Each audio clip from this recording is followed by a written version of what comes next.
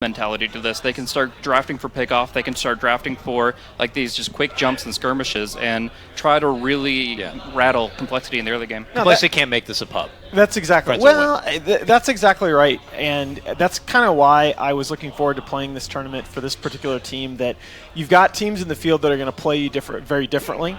You've got Secret that is going to rat you, and you've got a team like Friends that is going to be bringing the fight to you, looking to skirmish, and you have to make sure that your communication and your decision making holds up against those various opponent types of play. Complexity are going to go in for the Earth Spirit, and Zach is a Z-Freak, one of the top Earth Spirit players in the world, if not easily top 3. I think that's biased a good analyst. Maybe he's actually not wrong top though. 3. Z-Freak's Earth Spirit is insane. It's very good. It's crazy that they put so much value in it that they'll actually still go for it as a first pick. But this is also something that we talked about, especially after the Secret Series yesterday, whether or not we want to play against, in particular, the Shadow Demon and the Drow. To be fair, I don't think that Friends Drow lineup is going to be as scary as what Team Secret would bring to the in general. I agree.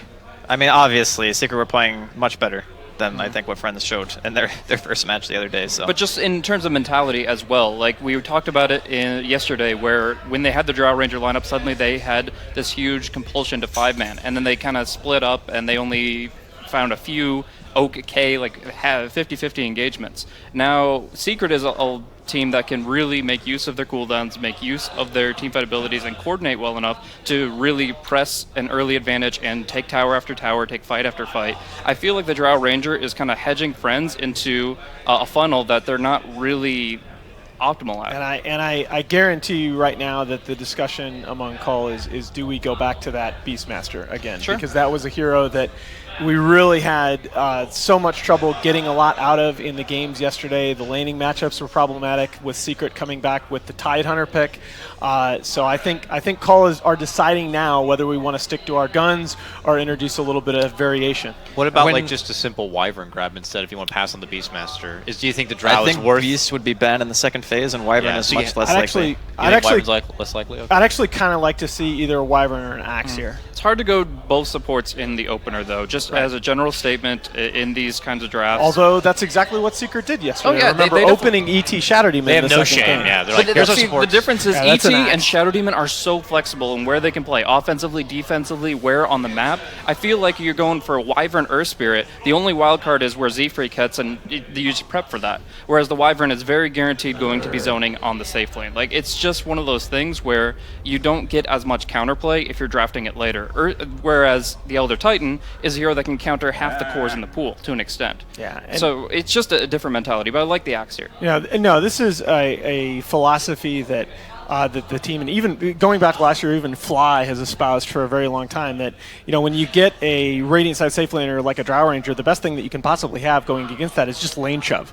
Make her last hit under her tower, because it's a hero that is so easily diveable if you have good aggressive dual lane potential. I would say it's not too shabby having the Shadow Demon at least on your side against an Axe. He's very nice to disrupt. Well, now it's like, so they banned the Dazzle, right? Because it's Friends saying they don't want to pick it themselves, because they have the first pick out of this ban phase. So they already have another idea of how they want to deal with it, and I'm assuming they know that Axe is going to the offlane. Like that, I don't see any other way to run careful this. Though, because that's the other reason that okay, so that's a really good Wyvern ban. First of all, both those bans are great. Now, the other thing I'll tell you is, remember complexity in the past. It's been a couple of months now, but they have run Limp on Axe as well. They've run Axe as a mid laner and a safe laner. Yeah, they did do that. They have, and they're still comfortable doing that.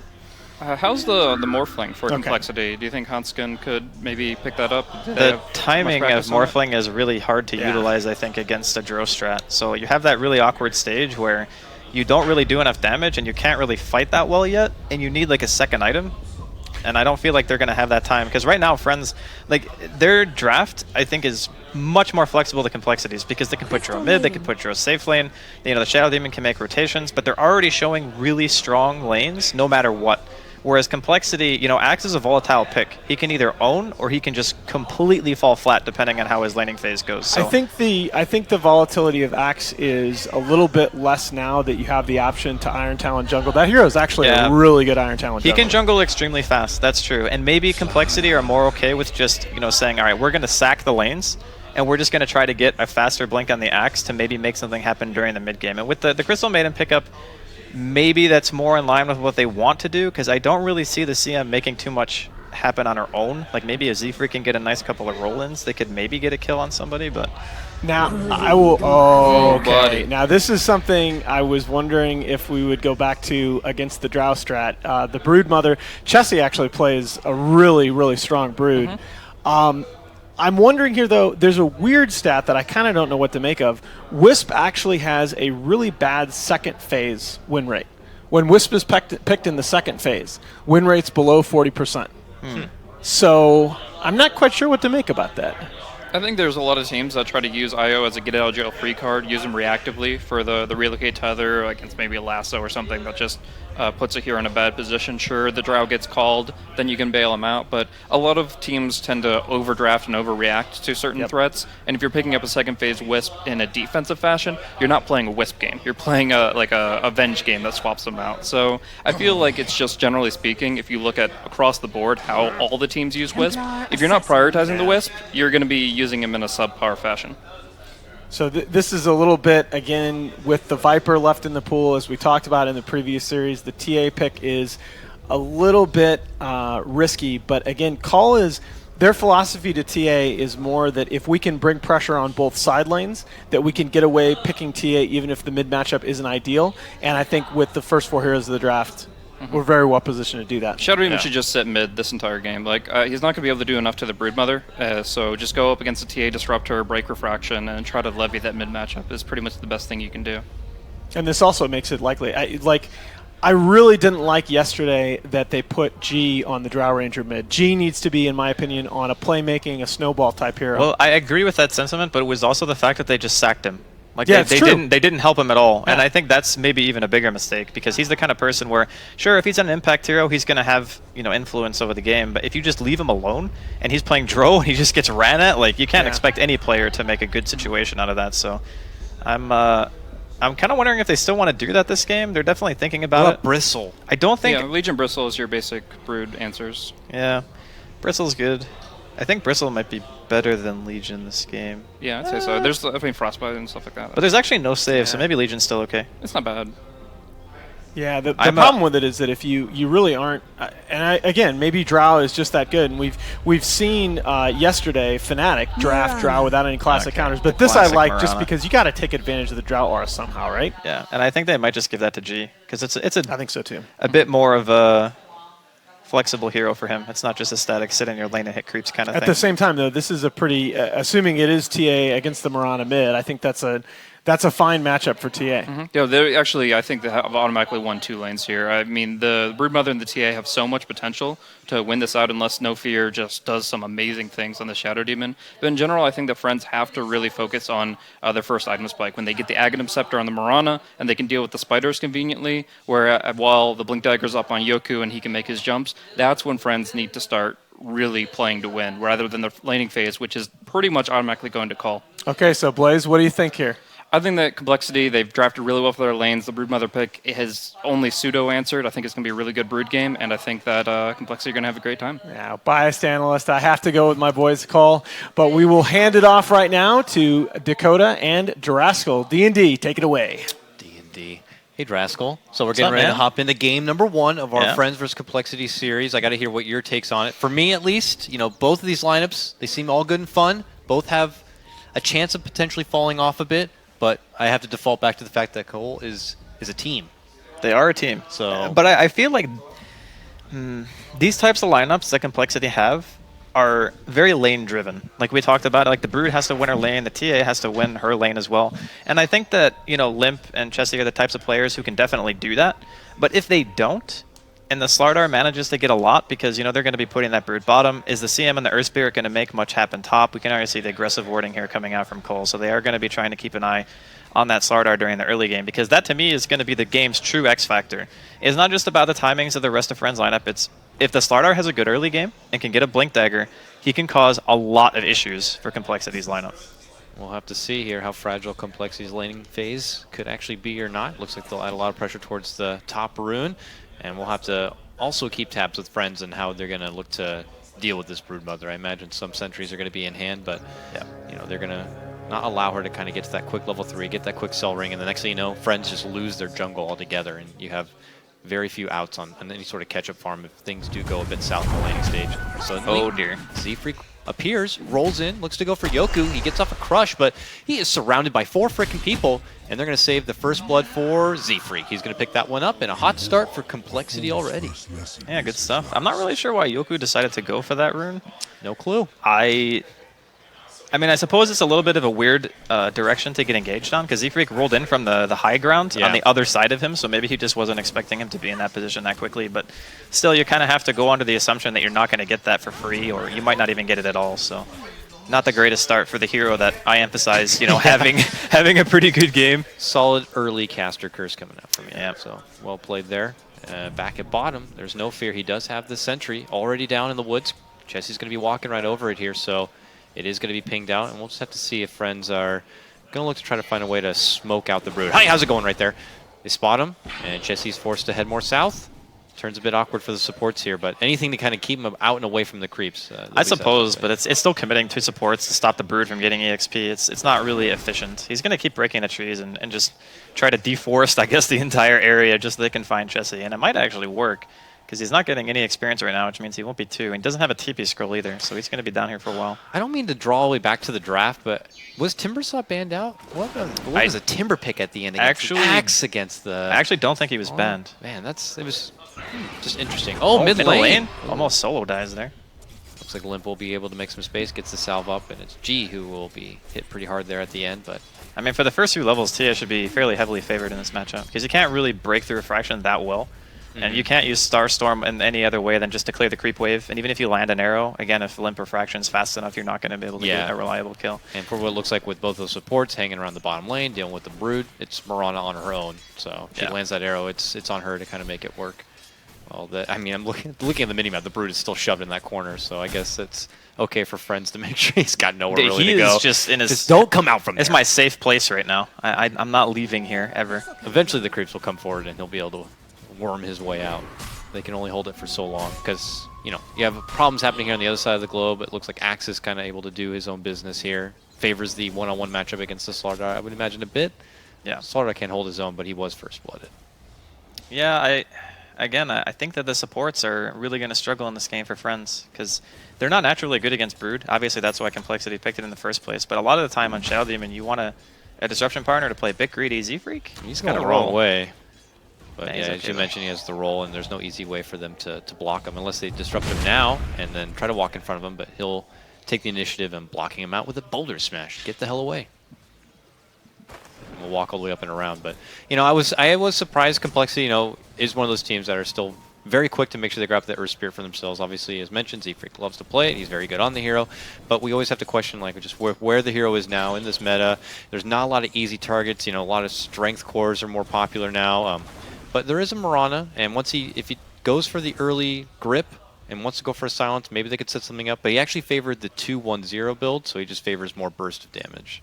Yeah, it's a longer stun too. Yeah. The stun is a more reliable way to get a kill in the early game than having your third spell, and plus you don't really have the greatest mana pool to be able to kind of time it out. Roll in, you surprise can, him with but the it's kind of like you do one combo and then you're out of mana if you have 1-1-1. Yeah, you have to make it work with the one combo. That is. It was the same reasoning as why roaming Miranas used to skill more points into arrow and not bother getting Starstorm, because it's like you throw the arrow and if it lands you get a kill regardless of whether or not you have Starstorm. It's kind of the same for the Earth Spirit, I think, in this case. Yeah.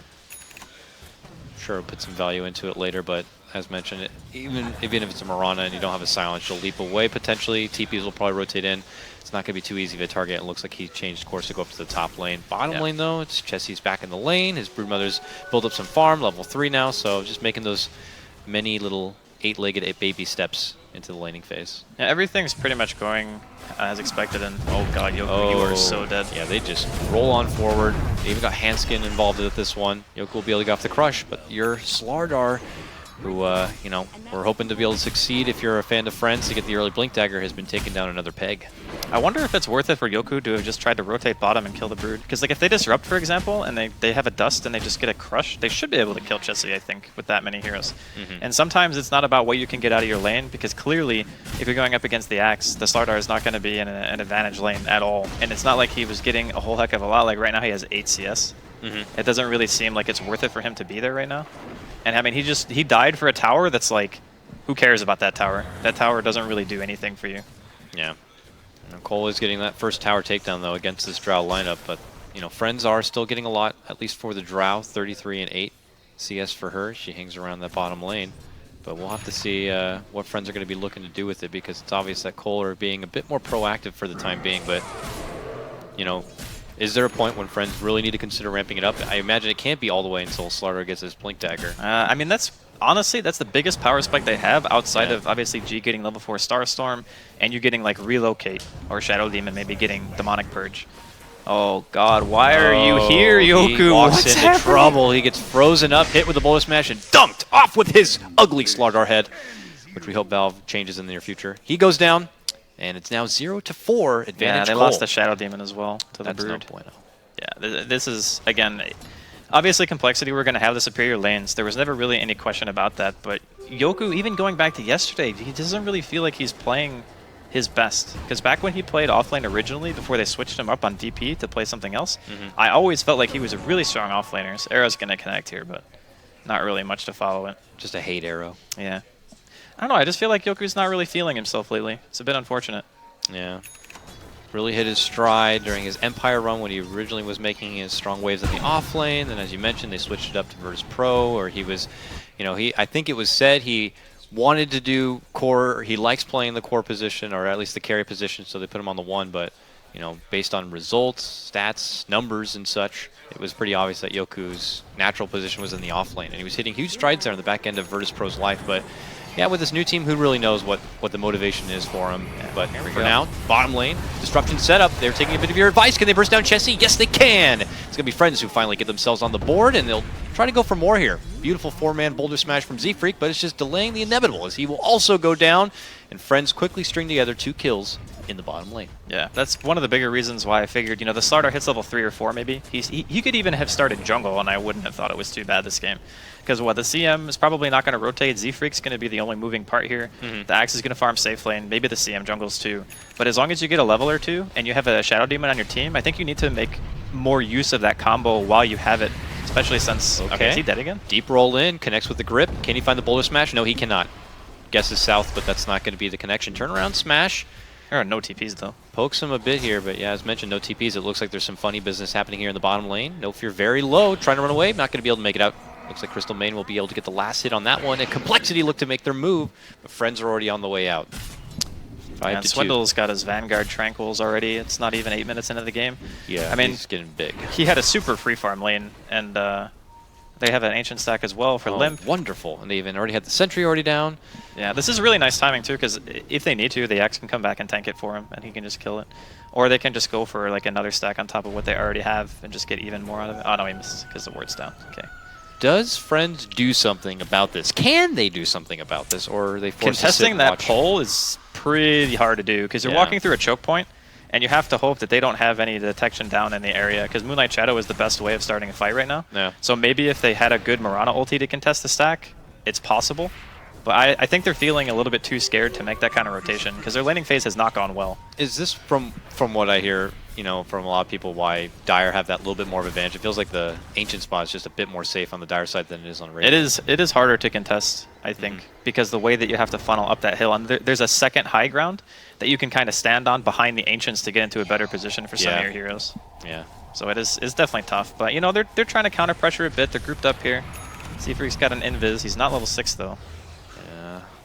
It's unfortunate. Could roll in and try to set a magnetize, but he's quite far off. But instead, will relay the intel for the rest of his team. Swindles is on the scene, and they're thinking about making a move onto him. Doesn't give it the amp damage. The poison decides to pull off. Does avoid the grip and the call. So good heads up fake there from Friends, or at least deciding to pull off at the perfect moment. Nonetheless, they are in it to win it for this Tier 1 tower. Oh, Arrow! Right through the tower. Will connect on the Z-Freak. They make their move in. There goes the Starstorm, and they'll get the finish on the Earth Spirit. Can they clean up more? They're going to get the crush for Limp. Limp, not going to be able to make it away. That's a 2-man takedown for Friends, plus the follow-up at the tower. Well? Yeah, Swindle creeps him from behind, gets the call off, drags him back and away, looks to re-engage, but he gets blasted back with the gust. Tries to get some swings off, not going to be able to get the finish for Yoku. He also goes down, and now a wild spider has appeared. It's Chessie. And, wants to follow up with a takedown on the Drow, but is going to be forced to pull off. G looks to re-engage. They are going to get the last hit on the tower as well. This is a lot of money going the way of Friends. That was huge for Friends. And, they're going to lose G, though. Yeah, maybe got a little overzealous there. G will valiantly try to make a leap away, but he is not going to be going too far. Yeah, he's definitely a goner. I mean, all things considered, that was really good. After the tower died, G had no business continuing to chase. Like, there's no reason. He didn't have that much mana. He couldn't even do a full combo, and he just got a little bit too greedy in that situation. So, I mean, all that started off by landing that arrow.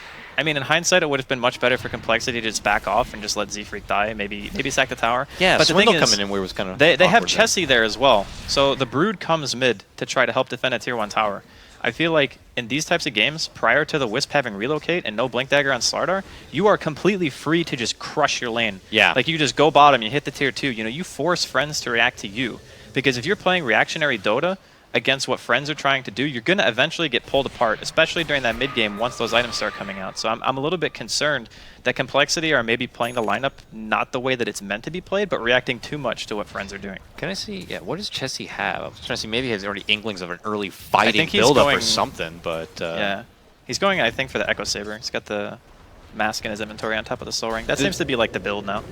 Is that more... Okay, we might hold that thought. It looks like they make an engagement towards the top lane. There's going to be the Magnetize committed as they look to try to burst up and take on the Shadow Demon. They will get Swindles down.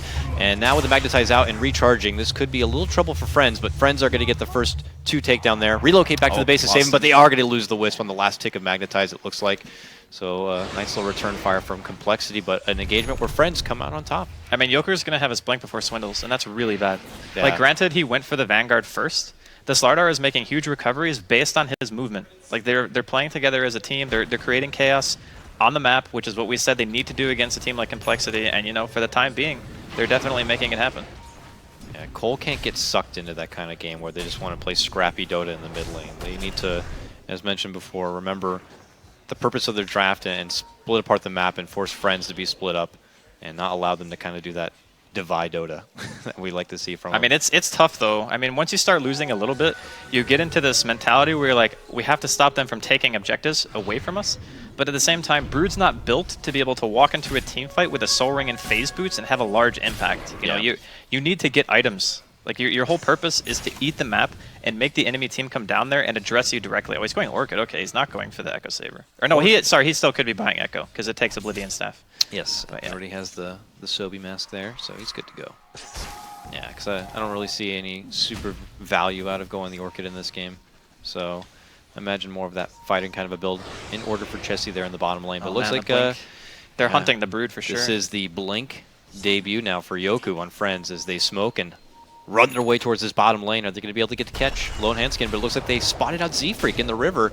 There's the jump, there's the crush. He's trying to find a way to probably roll out and out from this Roche pit here. Looks like he did not make it out. The disruption rather caught him. He does dish out the Magnetize and will drop a stone for any last longevity of that ult, but he will lose his own life. They also got Hanskin down. So that's 3 straight skirmishes for Friends. All of them getting the most out of it. This is a really bad sign for compLexity. Like, they're heroes. Like, now it's to a stage where the Axe already wanted to have the Blink Dagger done. So you don't have the initiation that you need. Like, sure, he's close, but he's already died twice before he managed to pick it up. The TA has already died a couple of times as well. You know, Friends are pulling back from the laning phase that maybe wasn't amazing. And Roshan being an objective that a TA team wants to take, and he's almost going to drop again. No bash skill, though, on the Slardar, so no RNGesus for him. Yeah, I feel like the Brood maybe isn't doing enough. I guess the support sitting bottom and making sure that Chessie just got nothing out of the first few waves has hindered him to the point where during the mid game now the supports are free to do whatever they want because they have Relocate, they have a Blink Slardar, and they have like Dust and Moonlight Shadow. So they have multiple avenues of starting fights. And we talked about the CIS Dota and how they like to play and just giving themselves multiple ways of starting engagements. Like, that's their biggest strength. So is it like compLexity could have played the early part just a little bit slower, like just, you know, you're running against a Drow lineup, you might just lose a couple of tier 1s along the way. You know, left Z-Freak there, you know, Swindle could have kept his nose to the grindstone, finishing out the Blink Dagger. You already mentioned how the Brood could have stuck with the bottom lane and just built up the items necessary. It looks like something going nice for coL here. They get a good jump here for Aloha Dance, which will quickly rid of the Aegis. And now the TP's come through, and coL need to kind of reevaluate this situation because Yoku's already here. Nice quick silence, prevents him from getting any crush off. They make a go for Always Want to Fly. They will be able to take on the Wisp. Looking very nice for coL on this one. Now it's G caught in the middle. Boom! He gets dunked and taken down. Nice grab from Swindles on that one. And quickly, Friends need to get the hell out of there. They back off, they blink away, and coL will take the +1 in this tier 2. Well, that's just the difference in having initiation versus not having it. I mean, the biggest difference is just waiting a little bit longer for the axe to get a blink and realizing how important it is for your lineup to be able to do that. Because if it's just an Earth Spirit rolling in, that hero can die before the axe even gets into the engagement prior to having blink. But if you have 2-pronged initiation and you manage to catch a hero out, unless the Shadow Demon is in perfect position, that hero's dead. Like, there's no way you're saving him. So that's just, again, maybe compLexity have now hit their stride with the acquisition of the Blink Dagger on Swindles, and now they can start looking for more fights. And just stopping the Aegis from being able to even get a single tier 1, I think is a really good thing for them. So with the Blink acquired and obviously kind of slamming their foot down there in the bottom lane, do coL kind of take it into autopilot rather for a bit and go into the farm game, or do you think they should get the most pressure and bloodshed at while they can with this Blink? I mean, the Blink Axe and the Brood, they want to constantly pressure the map. That's the purpose of the heroes. Okay, here we go. Bottom lane. Oh, he canceled Yeah, it. he canceled when it might have been an okay two-man He would have grab, hit everything. but maybe he was just like, hoping to bait out the leap. And anyways, as it turns out, unfortunately, Swindles will miss the mark on that one, and Friends will be able to get away. They were spread out enough to the point where he second-guessed himself. He was like, maybe I'm not going to hit them, because he was like right in the middle, but I think he had it. Unfortunate. Would have been a really nice 2 kills there. Or even just killing the IO would have been good enough, honestly. Yeah, for sure. So compLexity will have to pull away from that one. Nice thing going for him is that Chessie still resides in the Friends jungle as his own home, and we'll be able to work with that while Friends kind of split the map elsewhere, and we'll have the Drow and Yoku Slardar farm up the top lane quite a bit so their cores can kind of get back into the grind. It's a very close game still. I think either team can still walk away with this. It's just going to be down to who takes the better engagements. Smoke from coL, and it looks like they're heading north. You want to scan out? It was a scan by Radiant, actually. It's a bit early, but it might... No. It was a little too early to see if they wanted to have the chance in spotting out coL with that one, but still something a bit uneasy here. Looks like Swindle's been able to spot out No Fear. That is going to be the Moonlight Shadow.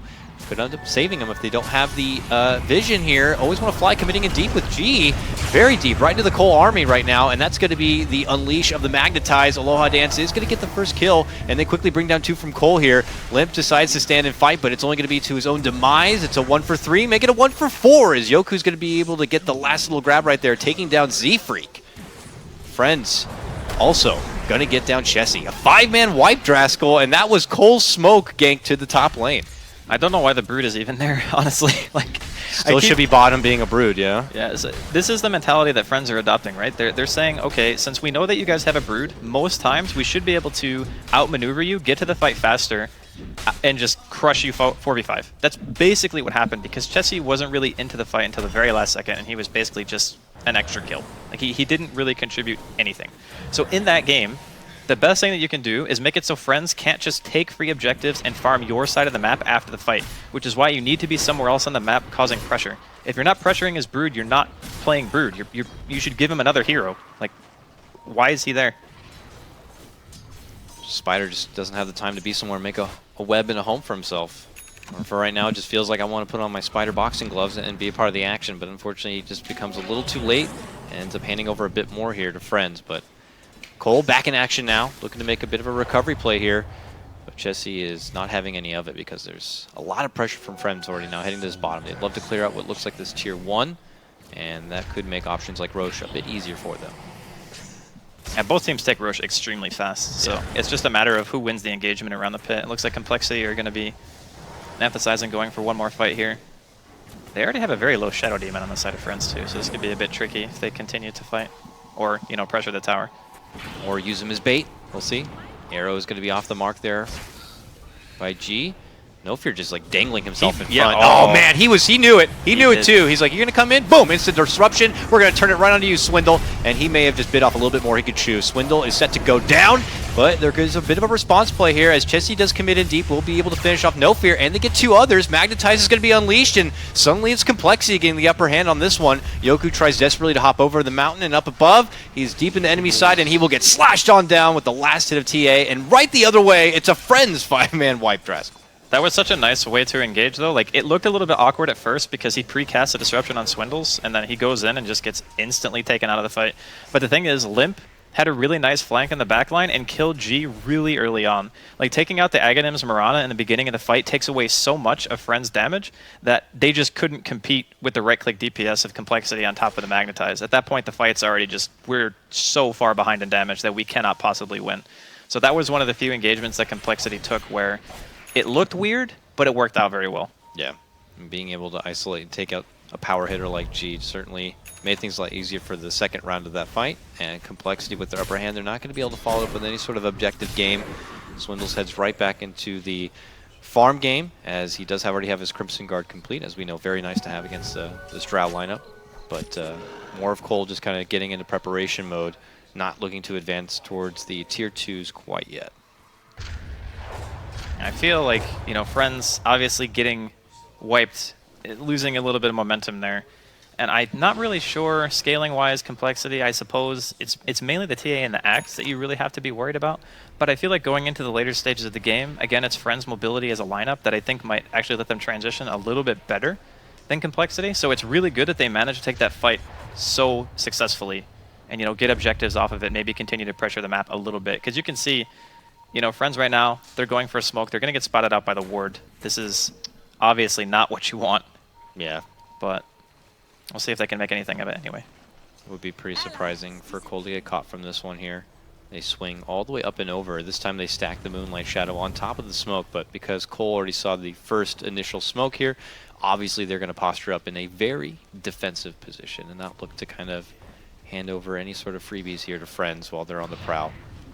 coL could try to maybe use this to their advantage, but let's see. They move as a unit down to the bottom lane while still Friends are waiting in that side shop area. So this is very awkward. The winning team of this fight could end up following this up with a big Roche play, so it's pretty important. It's very tense. It's going to be about the vision, who has the better jump. Like we saw the difference. Yeah, we saw the difference between who gets the better initiation in two fights. One team gets 4-1, the other team gets 5-0'd. Yeah. Better start means fight is over super fast. And that happens when you have super high burst heroes like Ags, Marana, and like a TA with a Deso. Yeah. Because you kill the hero so fast that the fight's over in seconds. So. Yep. And then it's like burst leads to dunk, and suddenly 3 people are missing from the fight altogether. Yep. But here is Friends. They made that advancement. They didn't find anyone with the Moonlight Shadow or the smoke, and now they're turning into a siege for the tier 2 instead. An offensive disruption helps the Drow kind of get in there and finish off this tier 2 on the back end of the glyph. Pop by coL. Can they get the deny, though? No, they can't. It's going to be taken down. Friends will just take the small winnings while they can, and they get the hell out of there. That's another one of the nice options you always have when you have the Shadow Demon lineup with any hero that has good stats. Is just using the illusions to slow siege, making the enemy team either choose to sack the tower or engage into you in a suboptimal way. And clearly compLexity weren't feeling comfortable doing that, knowing that Roshan's going to be spawning relatively soon. They obviously can't know if it's going to be 8 to 11 minutes, so they're probably just saying, not worth fighting for the tower, too hard to engage. coL attempting to wait for the Roche to come up. You see Swindle's a bit of a swing and a miss. Yoku's fast reaction is to get out from the coL area there. While bottom lane, Chessie on his Brood, still not feeling enough of his presence that the Friends team has to continue to head down there and kind of deal with it. But it looks he's like doing the right thing now, though. Yeah, he's down there now, and it could force him to step away from his top lane or separate, you know, create the space so that coL can kind of get into that pit if they want. Like, this is the first time I feel like they're actually playing around the Brood, because they're grouped up as 4 looking for something, like trying to cause some kind of fight or pressure. Yeah. And then they have the Brood elsewhere doing the same thing. That way they're making Friends choose what they want to stop. Where do you want to defend? Choose your destiny. It's like a choose your own adventure book. Yeah. Squish the spider or fight 4v5. First, you must roll the dice. It looks like they will be able to take the tier 2 at the top lane. And Friends have put their preparation towards this mid lane. But coL potentially on the way out. Still got about 30 seconds before the Roche will be back up here. Ooh, S&Y. Haven't seen that in a while. SNY on Drow, and this is a substitute for potentially what else instead? Didn't get the Dragonlance, I imagine? I think he has Lance. He does have Lance too? He didn't get Manta, yeah. Okay, no Manta. Well, I mean, I guess if you... Oh, you know what? Actually, how close is Limp to BKB? Because he could disassemble and go Halberd maybe at some point. Yeah, because Limp's not making a BKB. It would be pretty decent against the TA, because that's like a huge chunk of their damage. We'll see, though. It's not super common that you see a Dro buy a Halberd, but it wouldn't actually be too terrible in this game. Yeah, we'll have to see how situational this does end up for Friends if they do decide that it's going to be in their best interest or not. And Roche is certainly up by now. We see compLexity are kind of already in the neighborhood scouting it out with the Broodlings here, but just as they know it, so do Friends. So this is a pretty damn tense moment. Do you still feel like things are relatively even as far as momentum for both teams? It's going to be like a big team fight or like a smoke gank that decides what happens. Because the fight's going to go so fast just due to the damage output of both of these teams. Yeah.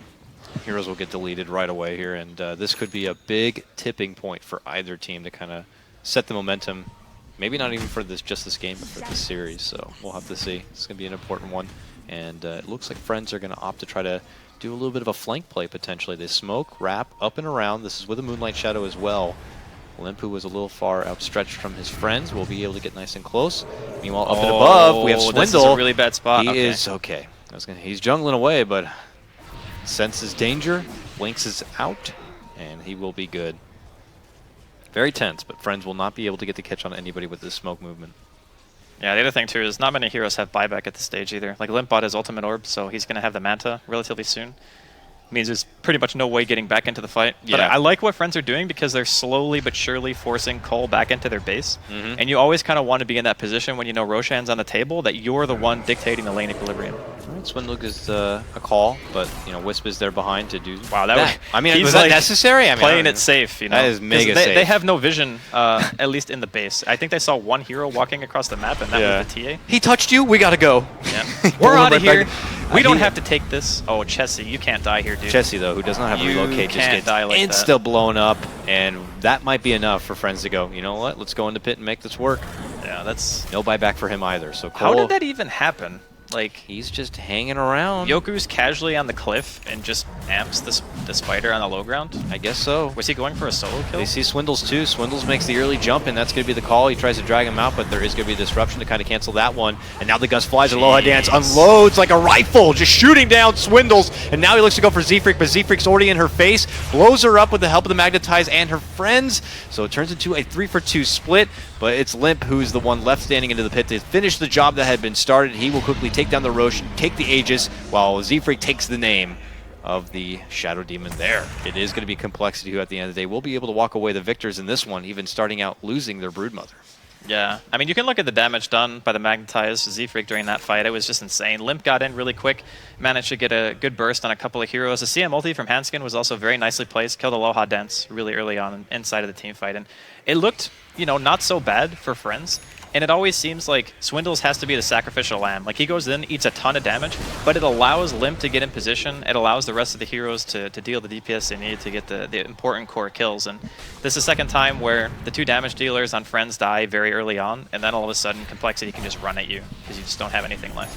But before we do that, I'm going to take you Ancients. I grab that up. Oh, that's a fun little pick. Swindles opts for the Yule Scepter on his axe. It's pretty interesting. I mean, it's nice for chasing people down. Like with Battle Hunger and Yules, you can set up calls relatively easy. You can dispel the amp on yourself, because a lot of these fights, he jumps in, he gets amped, and he just gets destroyed.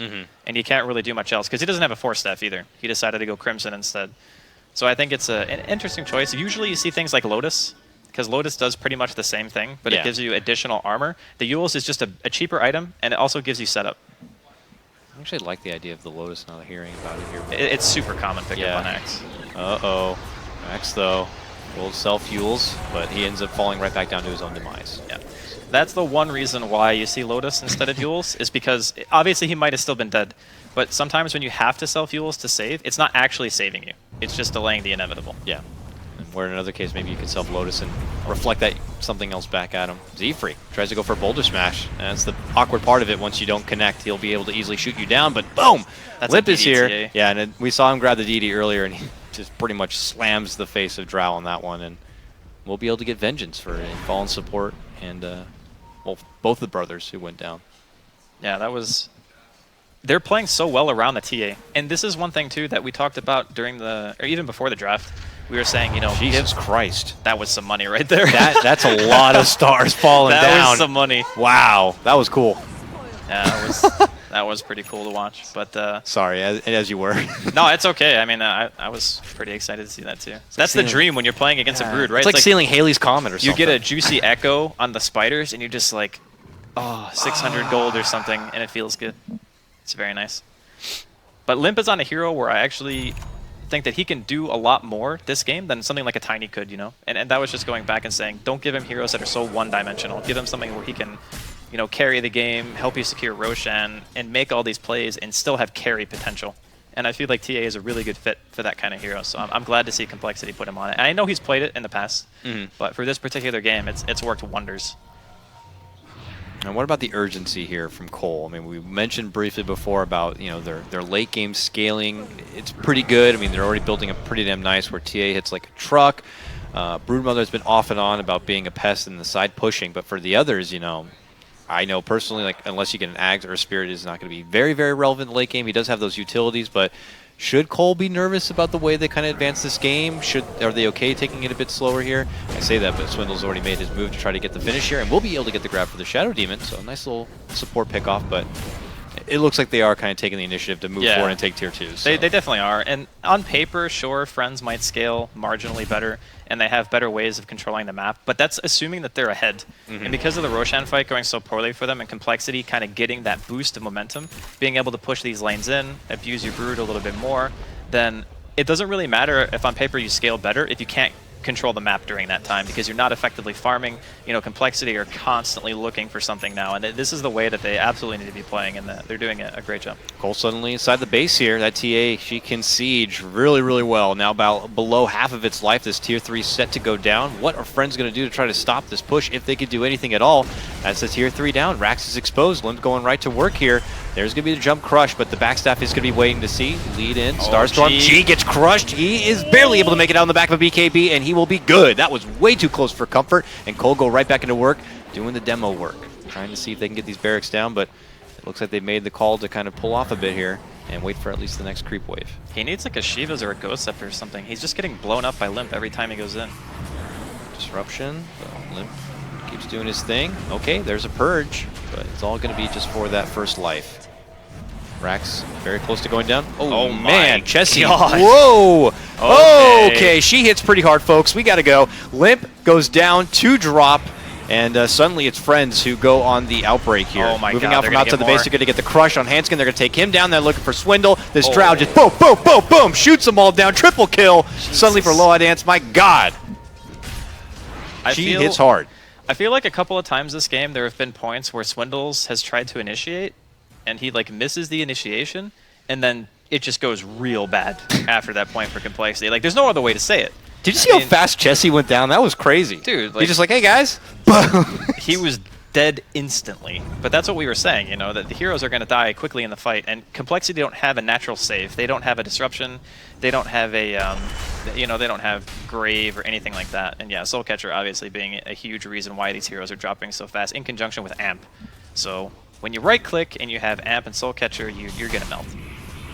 Now, can't forget, Friends with this Drow lineup, they also can push very, very fast here. So any opportunity on the back end of a solid fight, and Friends can wiggle their way all the way up to the compLexity base, they're going to see how much work they can do, and we'll see if they end up turning into a bit of an even trade between base damage. It looks like they get the one Rax down.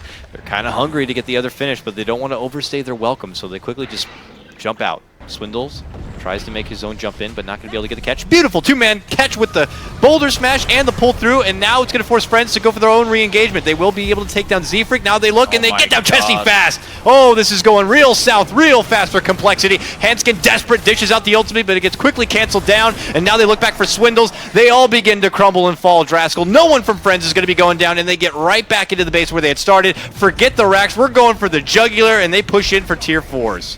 This went real south, real quick for coL. But that's the volatility of the lineups, right? They both do so much physical damage that, I mean, obviously Friends scale a little bit more physical damage into the late game than compLexity do, but they kill the base so quickly that no matter what happens, if they're in the game still and you lose 2 fights like that consecutively, like Limp, he could even be dead again here. Oh man, I think he might be. If he's dead, it's over. Whoa! Yeah. Ladies and gentlemen, Mr. Drow Ranger. To quote a famous movie, that escalated quickly. I mean, it wasn't necessarily a great thing for compLexity, but, you know, we spoke about it all the time. If there's chaotic fights, I think that Friends probably have the advantage, because individually, I just feel like on paper, they might be the better players. And there were too many times this game where I feel like Swindles maybe overextended a little bit and forces his team into an engagement that wasn't ideal.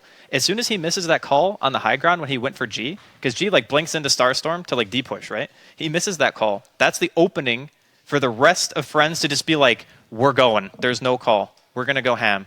And then they just ran at them and killed them all. It's going to be really interesting to kind of dissect this game a bit, because, you know, you can't help but feel like for coL, you know, the decisions they made in the early part of the game, rotating in their brood for some of these fights when it didn't feel too necessary, and maybe she should have been more delegated doing brood duties. Swindle was delegated to be doing a little bit more farm and got that blink timing a bit earlier. I mean, we saw the effectiveness of Yoku once he got his blink, and Friends turned it around, and it wasn't until, coL took the advantage in that Roche fight where it was all them, but then 2 fights happen.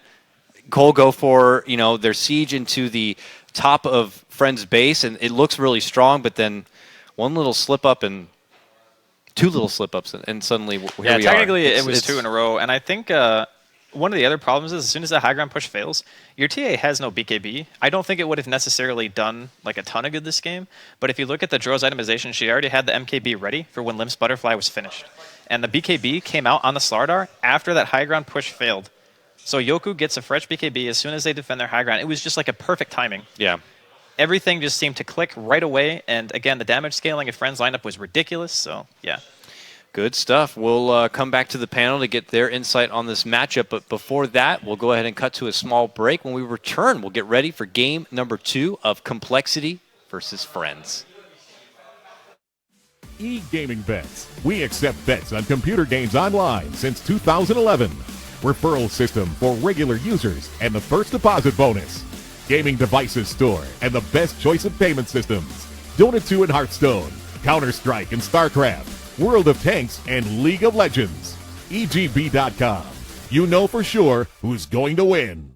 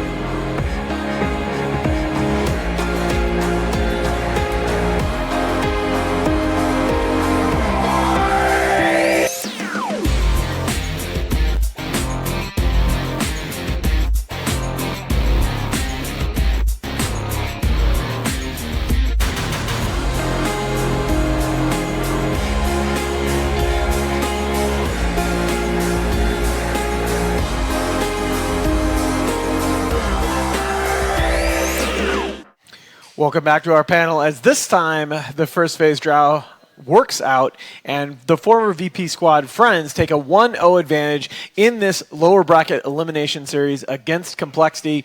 We're back here on the panel, and guys, I think you summed it up pretty well in the post-game comments. Those are some issues that compLexity has had going back to Manila and before. Defending Tier 1 towers, getting punished, and suboptimal initiation. I mean, to be honest, though, I don't feel like defending, like, we're talking about the Tier 1 mid, right? When Zfreak got arrowed. Both, though. So there was a defense of the Tier 1 mid when Zfreak got arrowed, and there was the decision to smoke and walk all the way up to the Tier 1 top tower without the Broodmother and take a fight 5v4. Yeah, but I don't know. I feel like they didn't actually play around the Brood at all that game. And to be honest, I feel like Chessie's probably better used than something else if that's how they're going to play the game. Well, the one time, think about the 2 fights that went really well for them. One of them was it was a similar smoke rotation, but they smoked down to the Brood. So that the Brood was in that lane creating chaos, and they used the smoke to get down and set up a fight around that hero. And then around the Roche pit, where the Brood had some webs up and had a lot more freedom of movement, and they got a good initiation going in and left Zach to do his damage, getting a triple kill on the Air Spirit. That's how they need to take fights. Yeah, but that one was a little bit different, too, because in the Roshan pit fight, I think Limp actually killed G, like, instantly. And then there was another fight where that happened bottom. And I think that was actually the bigger point, was when G was dead in the early part of the fight, during the early game, the damage wasn't there anymore. And then it's like, okay,